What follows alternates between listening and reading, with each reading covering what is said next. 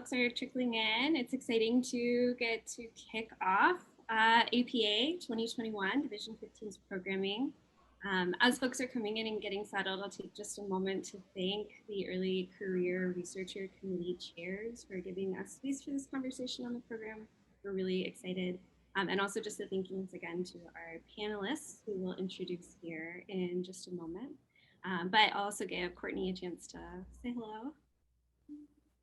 Hi everyone, I'm co-facilitating this session with Alyssa, and I'll be mostly managing the back channel, like your chat and Q&A and that type of thing. Okay, so as folks are coming in and getting settled, just make sure that you know where you're at. We have the session today entitled Paradigms Before Methods, Understanding Epistemology and Crafting Research Questions. So I'm Alyssa Emery, as Courtney mentioned. I'm from Iowa State, co-facilitating. In today's conversation, we're focusing on incorporating new perspectives into our research, bridging subfields, considering how to shift gears into new lines of inquiry. So we're going to start by introducing our panelists. We've got some questions that we've prepped for them, and we're going to end our time about 10 minutes ahead of schedule to facilitate a Q&A with the audience. So as you have questions, you can use the Q&A function in the webinar. Courtney will be facilitating those, and then we'll moderate that Q&A session. So we'll give you a heads up when that's coming. But we'll take just a moment now to introduce our panel. First, we have Dr. Meca Williams-Johnson. She's a professor of curriculum, foundations, and reading at Georgia Southern University. Her research investigates teachers' efficacy beliefs, parents' motivation and school choice options, and African-American schooling experiences in rural areas. In 2018, she was the recipient of the Division 15 Early Career Psychologist Mentorship Award, and we asked her to be part of this panel because of her expertise in Black feminist theory in the ed psych space and her role modeling what is possible for scholar activism. The second, we have Dr. Dionne Cross-Francis, who is Associate Professor of Mathematics Education at the University of North Carolina at Chapel Hill. Her research sits at the intersection of mathematics education, educational psychology, and teacher education. In 2020, she received a Fulbright Award to work at the University of Ghana. Her work has been published in a variety of journals, including Division 15's Educational Psychologist. She was asked to serve on this panel because her work demonstrates the importance of building mutually beneficial and respectful research partnerships with communities. Dr. Theresa Thorkildsen is professor of education and psychology at the University of Illinois, Chicago. So her research focuses on how individuals form intentions about their personal well-being, civic engagement, and participation in civil society. So as a creative and productive scholar, she's authored or edited 5 books. She's a fellow of APA, Division 15, and a former president of Division 15. So we asked her to serve on this panel because of the interdisciplinary nature of her work, which has led her to publish in a wide range of outlets. And finally, we have Dr. Jeff Greene. He is the McMichael Distinguished Professor of Educational Psychology and Learning Sciences at the University of North Carolina at Chapel Hill. He is a fellow of the American Psychological Association and was awarded the Richard E. Snow Early Career Award for Division 15. He serves the division extensively, including as co-editor of Educational Psychologist and podcast host. He was chosen for this panel because of his thoughtful considerations and conversations about conducting high-quality research across methodologies. All right, so we're going to work through a couple of predetermined questions now, and a couple of our panel members are tackling each. So we're first going to start with Jeff and Terry, and we'll start with Jeff. So why should early career researchers take philosophy of science seriously? Great question, and thanks for the invitation. I'm glad to be here and wearing headphones to make my giant head look even bigger. So congratulations to all of you for getting to see that. So philosophy of science, I think, is really important. It has kind of what I think is an unfortunate name because it suggests that it's only about science. And sometimes when people hear that word, they think it just means like physics and chemistry. That's not what really the field is about. The field is about studying how scholars and knowledge workers kind of decide what is and is not knowledge. And what are the practices that they use to create what they consider knowledge? What are the norms in that discipline about knowledge? What are the values and virtues that those areas have? And those things are all really important in my belief because when you enter into an academic or a scholarly community or subdiscipline, you kind of have to know how people are talking. You have to understand what are the practices they use to make knowledge claims, what are the norms they evaluate those claims by, what are the things that they really look for in colleagues to help them talk about and create knowledge, how do they use knowledge. And so understanding all those things is one of the purposes of the philosophy of science, and it can apply to any academic subdiscipline. The interesting thing is it really connects very nicely to epistemology, which is a word that gets used a lot, which is the study of knowledge or how knowledge is created. And again, there are different perspectives on how to do that. And sometimes you hear differences like there's an objectivist approach to epistemology, right? So knowledge is out there in the world, waiting to be discovered, separate from people. Positivism is a word that sometimes gets associated with that. Then there are some people that think knowledge is more creative or constructive. And that humans really construct a representation of the world or an understanding of the world, and that's a little bit more subjective, and that subjectivity isn't necessarily a bad thing at all, and we need to recognize, discipline that subjectivity to really get to discovering valuable things about the world.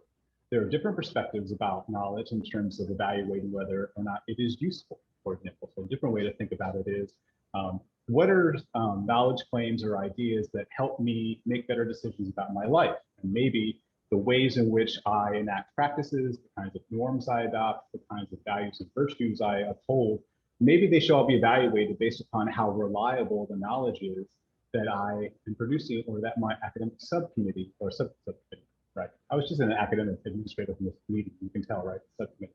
My subdiscipline creates. And so how reliably does that, what we call an epistemic system, that academic subdiscipline, produce claims that we treat as knowledge that help me make good decisions about my life. And so as a researcher, I think it's really important to understand the kinds of epistemic practices, norms, and values and virtues that are used in your community so that you can speak with those people in your community, and so that if you want to, you can critique it. And there's a really important role to critiquing those epistemologies and challenging them and maybe introducing different ones. And that's something that Terry knows a lot about. I'm going to pass it over to Terry. I hope I didn't talk. The one fun thing about Jeff and I being paired is my degrees are all interdisciplinary. Actually, my PhD is in humanities, social science, and education. And so my title is Education and Psychology. My entire teaching career at UIC has been to try and think about the broader field of education and not just psychology, even though I have to retain and hold and deeply do my signature as a psychologist. And so when we start playing around with representing education with our work, we have to recognize that there are a lot of different paradigms and a lot of different notions of knowledge. And so just to give you some real simple ways of thinking of this, think about the disciplines, the various fields, right? We have the bench sciences, the social sciences, the arts, the humanities. And as educational psychologists, we want everybody to be able to learn in these different fields. And so a lot of us are studying, anchor our work with learning. I tend to anchor mine around motivation and intentions, as you heard. But I really think that the interdisciplinary nature of some of our problems are also crucial for helping us define what is knowledge. And so some of our problems require us to think about stuff, physical things, as opposed to the well-being or what's going on inside and outside of individuals and groups of individuals. And so those are things that are embedded around our problem. I like to also, capitalizing on Jeff's point, emphasize the idea that some of our research questions have an endogenous focus, so an inward-looking focus. Some have an exogenous focus, which is an outside the individual focus. And a lot of us work in the intersection that's more dialogical between those kinds of extremes. And we talk about how the individual constructs knowledge, primarily because we are psychologists, right? And so that's part of our disciplinary stance. I like to know, as a reviewer for some of our journals, we're seeing a lot of people submit non-psychology work to psychology journals because there's empirical data around people. And so, you know, editors are faced with this problem of, is this really psychology? I like to think that for those of us working in an interdisciplinary frame, we get pretty good at saying, well, yes, that's psychology, and no, that's sociology or anthropology or some of the other social science disciplines. But trying to learn how to do that, philosophy of science courses are really crucial for helping us imagine those kinds of questions. Meca and Dionne, so the next question is for you. What are the limits of like sort of quote traditional ed psych paradigmatic frames like postpositivism, constructivism, as Jeff mentioned, and what do new perspectives open up for some of the researchers on our call today? So I'm so excited to be here, and whoever invited me to this space, I'm just glad that you did. So I'm excited to be with you guys today. I did want to add to what Theresa said because it's so interesting. I've had the opportunity to have others critique some of my work and say that some of my interest in parental involvement really wasn't psychologist's work. It was more sociology. And I'm thinking, once you work with some kids who don't have the kind of parental involvement that's necessary to, be more successful in school, you figure out how psychological, some of the consequences are of that. And so it actually is a really interesting discussion. And I'm glad that we're continuing that discussion on our editorial boards. In terms of limitations, I don't really see any limitations other than in terms of qualitative research, we just can't have, too many, or you can run into a problem of having way too many participants because you just won't be able to finish with interviewing. But to be honest with you, there's so much out there in terms of, working with different groups of people to understand their realities.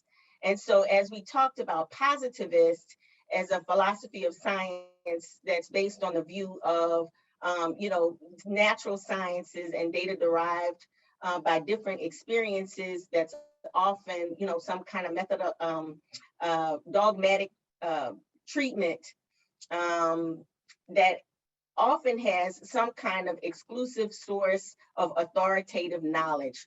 It tends to be what we would consider valid or truth, if there is that one truth, where your post-positivists are more independent. We accept theories, background knowledge, values, some of the researcher and what influences what is observed.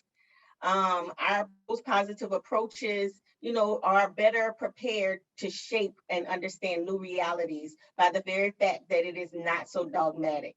Critical theorists such as myself in feminist theory, we reject postulates of positivism as the objective external reality. We don't think that there's one reality. The subject objective distinction, as well as value-free social science. We do believe that there is subjectivity in all of our research, and we just need to acknowledge it. I think just to piggyback on, and again, just to start off by saying that I'm really glad to be invited to be a part of this discussion. And I think it's an interesting and important discussion for us to have within Division 15 that has been kind of dominated for a really long time with one particular approach to research, and opening up minds and approaches and thinking, I think should be endemic in what we do as researchers. And so, starting and carrying on this conversation, I think is really important. But I think in terms of what, I don't want to necessarily think of it as a limitation, but probably a way that we can expand the ways that we look at and approach research is to think about the fact that actions cannot be separated from the situations and contexts in which they occur. And I think when I read particular kinds of research, I'm always wanting to know, well, who are these people? Where do they come from? How do they answer this way? And that's often missing. It's like we're to take these, like we're all made from the same fabric. We all live in the same spaces. Everybody's ideas are the ways, the choices they make and put them on a survey. It has to have meaning for all of us. And that is so not the case. And really understanding how people are positioned in their current spaces and the socio-historical context in which they experience their lives is really important for us to be able to appropriately interpret what they say, what they mean, and the outcomes of the data that we collect. And I think it's really interesting just in the moment that we're standing here with, again, thinking that we can be unmasked, then having to go back in the mask closet, and how different people have responded to that. And I've had to continuously put on these glasses of people are situated in their context and people understand things differently whenever I hear someone saying they don't want to be vaccinated. And I want to scream. But to understand that because of people's experiences and what they've gone through, there is distrust. And so you can bombard people with scientific information and data, but it doesn't take away from their experience of people have told me things before that have been lies. They have presented it in the same way that you're presenting this now, and it had hurt me, my family, and my communities. And so that is my experience. And so I'm interpreting what you are giving me from a different perspective, through a different lens. And that is the decision that I'm going to make. And juxtapose that with someone else, like myself, who really likes to situate herself in science and data and reasoning, and just thinking like, what the dickens are you talking about?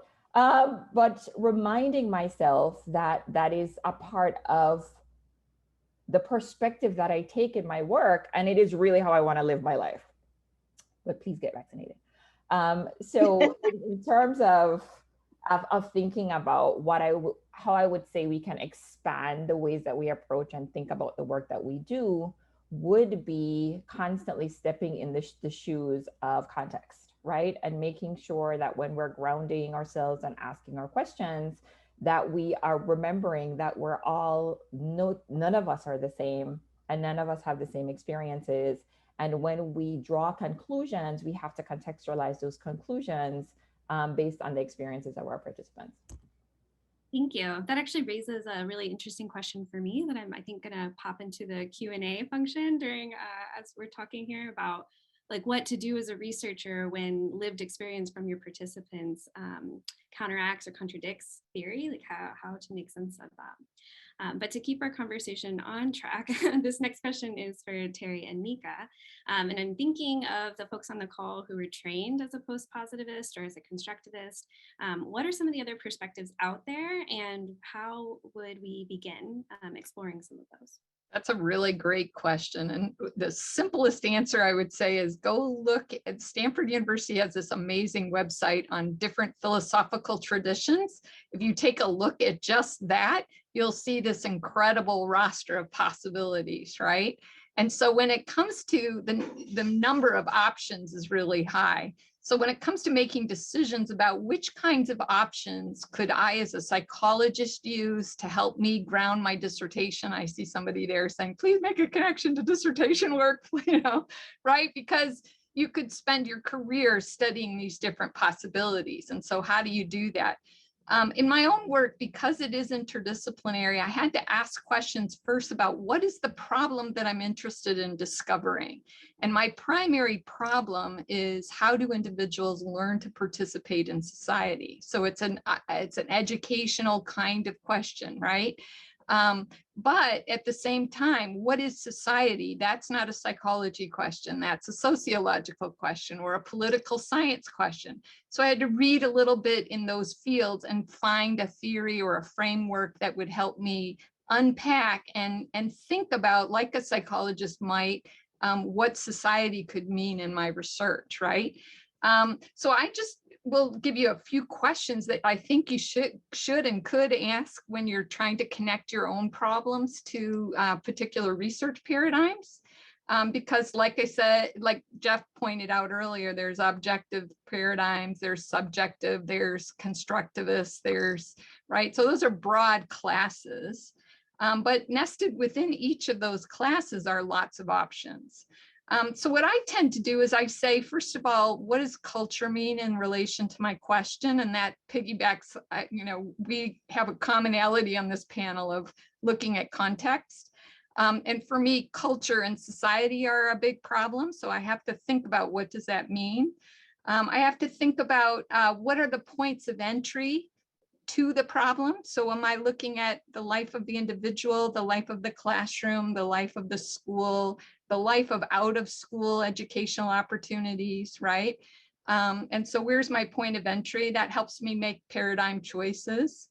What sort of theoretical guidance am I looking for? Some theories are more heuristics. They're ways of helping, like my intentional systems approach is very heuristic. It tells me a set of rules to follow when I'm divining and developing an intentional model, but it doesn't tell me predictions and control in the narrow sense that a lot of formal theories that are more algorithmic do. And so learning to say, you know, is my theoretical paradigm more heuristic, more algorithmic? Is it prescriptive? How so? How much so, right? Helps you make a choice in paradigms.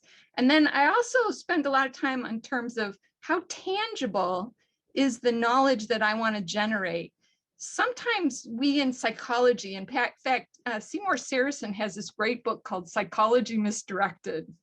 It's a really old book. So, and I adore his old books, actually. He was a great critic of psychology who's no longer with us, but we lose his frame.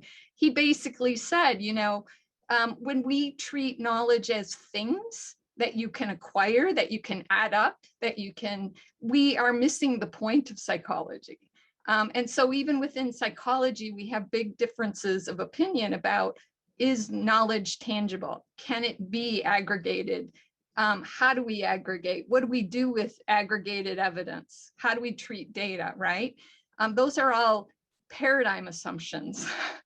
And then the last thing I try to really spend a lot of time thinking about, and I think journals are getting better at letting us write about this because it used to be implicit in our work, is what do we mean by progress? What do we mean by generating new, worthy, worthwhile knowledge? Different paradigms have different stances. So the pragmatists, for example, say, well, if you've solved a problem, then that's good knowledge. The romantics say, if you've let people express themselves, then you've solved the problem, right? So what do we do with that knowledge? How tangible is it? What are we trying to do with aggregated systematic inquiry? Most of us still value systematic inquiry. Some people don't, some paradigms don't. They just say, you know, if it's too systematic, you know, you're really not studying what you think. Okay, so individuals' experience, for example. And so if you look at my website right now, I charge for myself, and you didn't know this when you invited me to this panel, but my colleagues have pressed me too, to organize my CV around what are the different epistemological stances that undergird where I've chosen to publish. My self-awareness work is very narrative driven. We're not trying to be systematic. We're trying to use that to provoke dialogue, but not to do science. Does that make sense? So I just give you that extreme because I know some of us are just learning how to use that kind of work as educational psychologists. Well, I'll stop there because I could wax too long. And I'll just say also, though, that there are lots of different components to knowledge, like some things are facts, some things are conventions, some things are personal opinion. We need to name that a little better when we're trying to write about our work, I think, as educational psychologists. So I don't know how to follow that. I'll just say that it is all impressive. And I hope we can continue the conversation even beyond this setting today. What I will say is one of the outlets that I have found most helpful when working with my doctoral students is a website. It's called the hopscotchmodel.com. It's the hopscotchmodel.com, and I'll put it in the chat when I'm finished here, but it is phenomenal. One of the researchers at Kennesaw State, who's a wonderful qualitative guru, just created this wonderful software that you can plug in your ideas for your research, including your research design, your epistemological beliefs, some of those things, and you could plug those things in your research question, and it will spit out a few things in terms of your suggestion for a new research design, or interview questions, or ways in which you can try to collect your data. So it is a kind of automated support, if you will, for some of your work in your research and finding a suitable design for your qualitative study. So I think it's really helpful in terms of helping you think through different paradigms, because there's a full list of paradigms. Now, mostly in my work or in some of the things that I found great interest is in transformative, something that you're looking to solve the problem in a postmodern sense. You're trying to investigate and solve, in some ways, renew or tear down, rejuvenate. Let's find a different way in which to tackle this problem or describe this or talk about this experience. And so most of my work is led by, describing and discussing oppression, hegemony, experiences, and navigating in our social world. How can we represent these particular realities and talk about this in ways in which we can work together to solve a problem? Could you imagine living in or working in an environment where racism didn't exist? Could you imagine what that might be like? What would that kind of freedom look like? And so in that kind of writing, it's imaginative, very informative, but I consider it still a part of psychology. Now, some would, we could debate on that, but it is one of the ways in which we can devote our time in our research. So I also think about my point of entry and the stories that I would like to collect. While I do like surveys, I'm one of those who I am a systematic researcher. So there is a system in which I collect my data, but at the same time, I want to hear the stories. I want to know what's leading people to make the decisions that they make.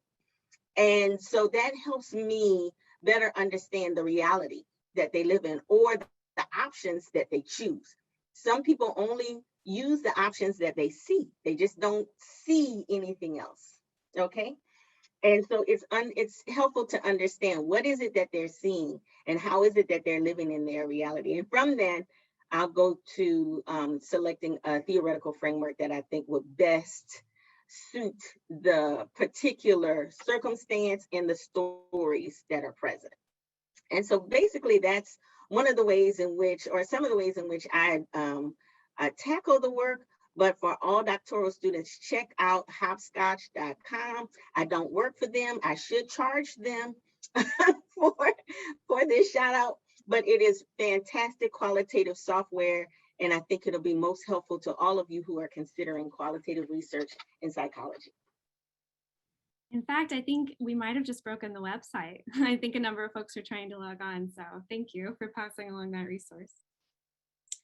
So this is our last question for our panelists, and then Courtney is going to help us moderate our audience Q&A. So this question is for Dionne and Jeff. How does one gain the knowledge needed to move into a new epistemology or area of substantive interest or new community? So I think curiosity is an important driver for that. And so I think when you start to think about initially the intention to explore or, other epistemologies, areas of research, problems, like what is driving you? What's the motivator to do that? And the reason why I want you to check the intentions is because if it's not out of like a curiosity around actually addressing an issue or a problem, then you're not necessarily going to put in the work and time to develop the knowledge base that you need to be effective or useful within that area. I hope everybody agrees with me on that, but and for me, curiosity has a lot to do with how I approach my work and also how I work with the participants in the work that I do, which is in classrooms with teachers a lot. And even training pre-service teachers. And one of the things that I talk to them about is if you're really not curious about kids and how kids thinking, I'm not sure that teaching is the way to go. because it's hard, very difficult work. And what makes you ask that question and probe that thinking and try something new the next day based on what happened the previous day is your curiosity about how it's going to turn out and if it's going to work this time. It's similar in research when you identify something, whether it's existing within the field, and you're just like, oh, people have kind of worked on this before, but I see these two areas as compatible and no one has explored that. I wonder what would come of this. I wonder what answers would come out of it. And it doesn't mean that it's going to be the next groundbreaking construct. It's just that you are interested in seeing how this can be useful to society, to the discipline, to the field, to yourself, and how we can grow from there. And so I would say first, kind of question your intentions and where it's coming from. If it's because your advisor told you should do it or explore it, I'm not sure that's the way you want to go. Or if it's because your advisor is doing that, but you're not intrinsically interested in exploring or investigating that, it has no meaning to you. It's going to be a really hard job to do. If it's because you feel that's where grants are. Maybe not also the driver that you want to use. So I would say when in a lot of the RFPs that are going out, there is a component of addressing issues of race and diversity and equity. There's a specific call for proposals in that area that are investigating problems in that area. Check the intention of, am I applying? Am I trying to move into that area because that's where the dollars are? And the reason why you want to question that is you may end up doing more harm than good to yourself, to the community, to the field, to the discipline. You might be a really good writer. You might have enough of a community or partnership to get that money. But if you are not truly trying to transform, change, enhance the knowledge we have in the field, then it might be detrimental process or to go down. So check your intentions and then be humble. Recognize that you don't know and you need to find out.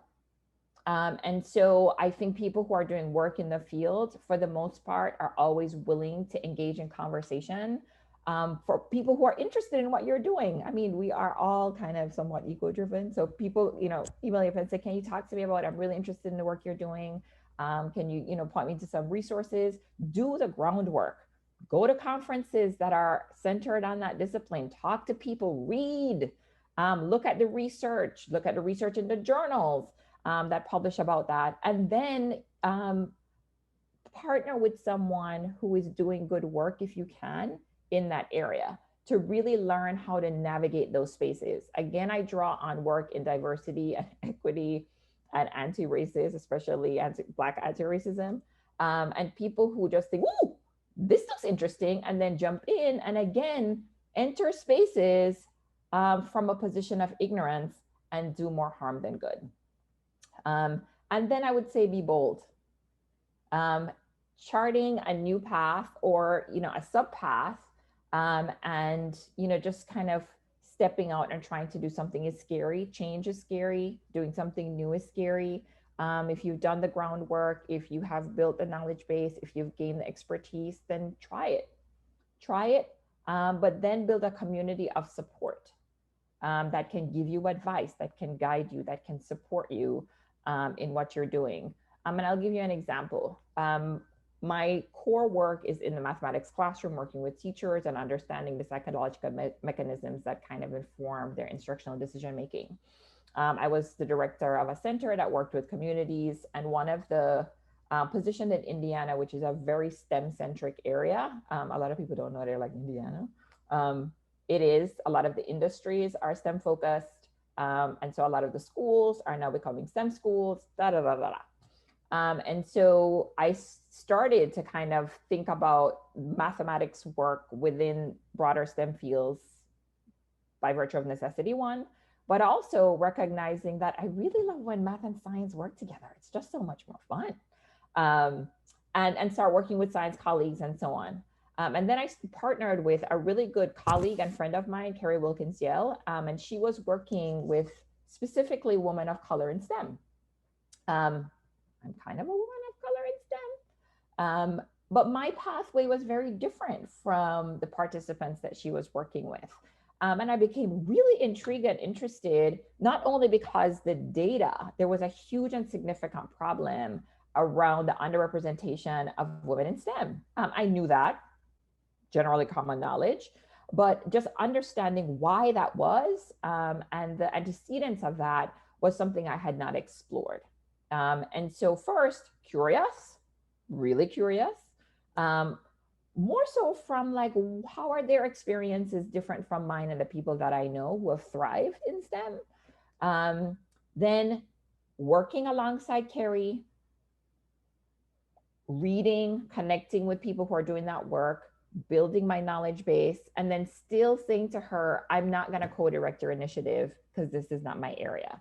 So not being bold initially because I just didn't feel like I knew enough, that was what I trained in, it wasn't. But then, you know, being humble and bold at the same time and taking the step. We got a grant, we're now working on the project and so on. So I'm saying this to you, not only because I think that's a good pathway, but I've also tried it out, and that's kind of where I've landed with it. Okay, well, thank you very much to our panelists. I'm going to give Courtney some time to transition into the Q&A. So wherever you may be, if you're at kitchen or couch or living room, otherwise your office, maybe join me in thanking the panelists for their time today. And Courtney is now going to moderate our audience questions. So we've been getting lots of great questions. It's hard to sometimes pick among them, but one question that has sort of popped up is this link between theory and research questions. So how can you, how does theory or your different paradigmatic approaches or your epistemologies then shape the questions that you end up making, and kind of focusing a bit about on that link between them? I guess one of the things I'll chime in on is that theories, there are some theories out there, and a lot of us argue with theories using our data. One of the things that I see when I'm trying to help graduate students build a thesis is a tendency to cherry pick pieces of different theories to try and build your own. And I really see that as problematic for helping us make judgments about progress, because really everybody's choices will become very individual, and trying to be systematic about our arguments and what we think works and what doesn't work. And I don't know what the other panelists say, but I'm pretty adamant about, if you're going to borrow someone's theory, pick it, and not try to cherry pick from different kinds of theories to be able to answer your question. So I would agree with that. I do think theory, sometimes gets valorized in a way that's not helpful. I mean, theory is a tool, and theories are used to try to describe, explain, and predict, but they are indeed just one way of thinking about what we observe. And I think educational psychology in particular needs to do more kind of natural history work, more descriptive theory work. You can't create a theory until you have lots of observations of the world that need to be theorized about. And so it can be people can quickly move from, I taught, and so I understand teaching, and so I'm going to make a theory about teaching. Very often, people need many more observations. I think as a field, it would be useful for us to allow space for people to publish about their observations, about what they see in the world, the breadth and depth and diversity of things that are out there. And then once we have this really big corpus of observations and ideas, then we can begin productively theorizing about them. But just like Terry said, I think if you're starting with a theory, that's okay, but you're also kind of adopting the epistemological ideas underneath that theory. And if you start cherry picking different pieces from different theories, you may be trying to put together things that are fairly tough to put together. I won't say incommensurate, but sometimes tough to put together. And for many students, I encourage them first to observe. Yeah, I see something similar in terms of working with my doctoral students. And I think for some of them, they're just amazed that there's so many out there. and they can start to see relationships between their ideas and these theories, and they get excited and want to use them. And I tell them, that's all great and good, but if you're not going to argue with it, debate it, or whatever, I want you to get into it and get into one, just one. So I am that professor that'll tell you there's some limit, and I need you to know that one and know that one very well, and use all of the information that you can to try to triangulate, explain, draw all the relationships and connections between your themes, your codes, and the theory. But one, because once you go through just one with all of that, you're exhausted. It's enough. You don't have to use so many. And I think that helps to better prepare some of our doctoral students to talk about a theoretical framework with the kind of depth that's necessary to launch their career. And I think maybe, I'm not sure if the question was more about an epistemological stance or just theories around particular constructs. And so I'll respond specifically from theories that kind of inform how we go about and think about particular constructs, and how I tend to pull theories together, not to make a grand theory, but to kind of inform what I'm trying to say to the reader. And so, I mean, there are theories around how emotions are experienced. And so appraisal theory is one that I draw on in terms of thinking through how teachers experience emotions related to their teaching. But in terms of a learning theory, to explain kind of what is going on in classrooms as teachers and students interact, more of a constructivist perspective. And so there are two things that I'm looking at. I'm looking at what's going on with the learning in the classroom. And then I'm also looking at like how are teachers kind of developing goals based on student thinking, and how their ideas about progress towards those goals are helping them to elicit emotion. So there are two theories that I'm drawing from. I'm not trying to merge them together but they're informing the way that I am looking at what's going on in the classroom and what the teacher is doing, and then using those as a guide for interpreting what it is that I'm seeing, which is very different from trying to lump two or three things together to create some composite outcome theory that you're working with. So I just wanted to kind of add that to that clarification. I just want to piggyback and say bravo. And I think this is a really good example of two very different problems, and the explanations for each problem will be a little different, even though one program of research might have multiple problems, right? Dionne, do you publish the different papers in different places? That's how I've survived. Just, this little piece of the problem I send over here. This little piece of the problem I send over there. Which is particularly frustrating because people don't exist in pieces and problems don't exist in pieces, but journals don't think necessarily about the complexity of context. And so it's really hard. Yes. So I pulled out the emotions data, and there's an emotions article. And then I pulled out the beliefs and an identity part, and that's a different article, but they really all are part of the teacher's psyche, and they all work together in the way that they interpret classroom interaction. But it's just been really hard. It's hard for a reader to swallow or to interpret and take up all of that stuff in one paper. Plus, no journal has enough space for that too. So it's been really, so yes, Terry, I have had that problem. I'm actually experiencing that problem right now. And then it's really hard for me. It's like ripping my heart apart to tear the pieces of the data apart, because it's a wholesome story. And when I've tried to tell the story around one teacher, then you get the pushback that, well, this is one person. Like, why can't we learn from that one person? So it's an interesting problem to have. And you'll see why I ended up writing books. So because really, especially the bigger picture books are really where all the pieces come together. And then I like to try and get the data published in individual journals. That's not always easy. So a lot of my books are not, some books are reconstituted chapters about publications. Most of my books are not. Some of them are, I have a methods book too. So I saw a question in the chat about how do you get beyond subjective thinking?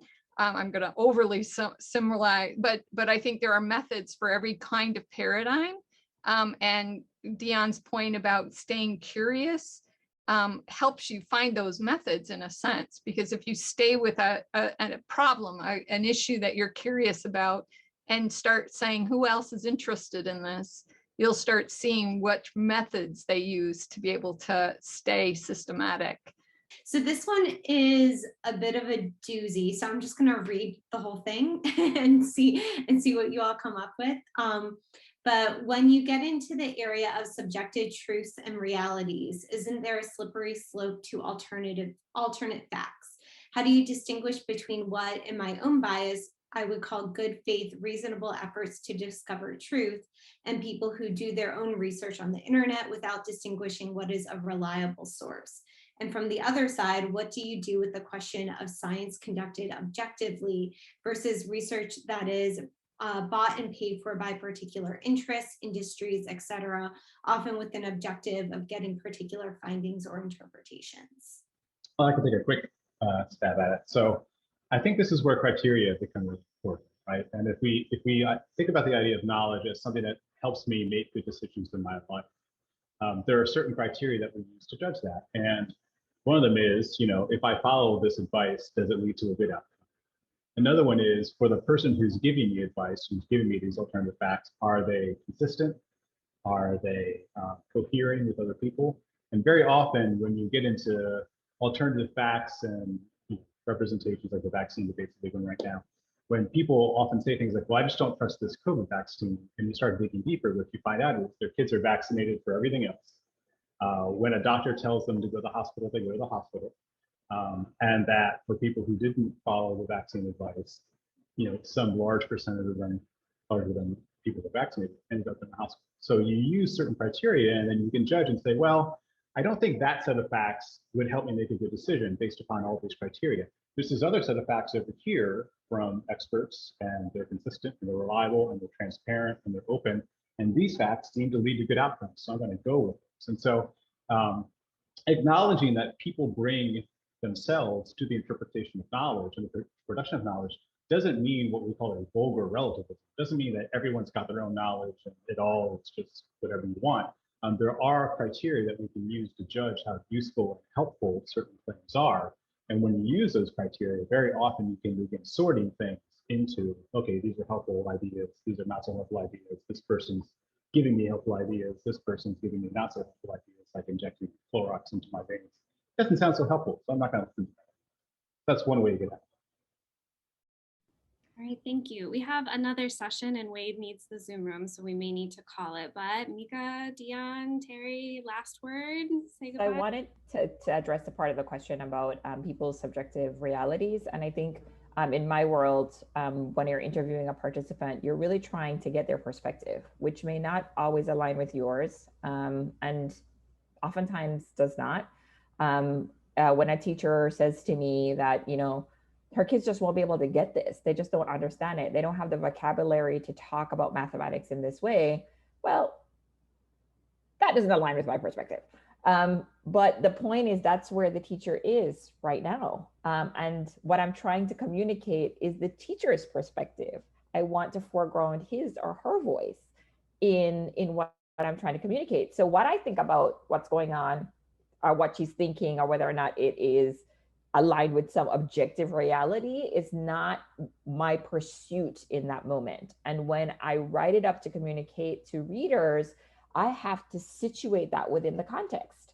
So if I'm going to be a good researcher in communicating, I have to make sure that I communicate that this is who this person is, and this is, and I'm foregrounding their voice in responding to these research questions, and this is where we are. And then when I wrap it up, I also talk about the context in terms of the community's perspective on learning is such. And well, right now, this person's perspective on the students does not align with the mathematics community's perspective on. And so it's not, I have foregrounded the teacher's voice, I have communicated that, but then I've also situated within the broader context of what the community is thinking, what's going on in the teacher's space, school experience. Thank you. So that's like the perfect place to end. Situate in context. What a brilliant key takeaway for the session. So thank you all very much. Thank you, Wade, for helping us facilitate, and to the early career co-chairs for giving space for this conversation. And once again, to our panelists, thank you so much.